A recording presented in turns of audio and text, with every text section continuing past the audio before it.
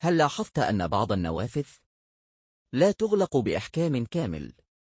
قد تظن أنه خطأ في التركيب، لكنه أحيانا مقصود.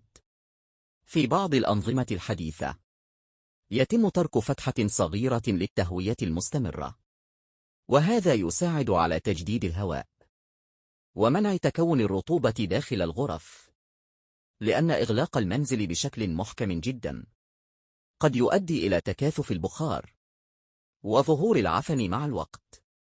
ولهذا تستعمل بعض النوافذ وضعية خاصة تسمى وضعية التهوية. في عالم البناء ليس كل فراغ خطأ، بل قد يكون حلا ذكيا.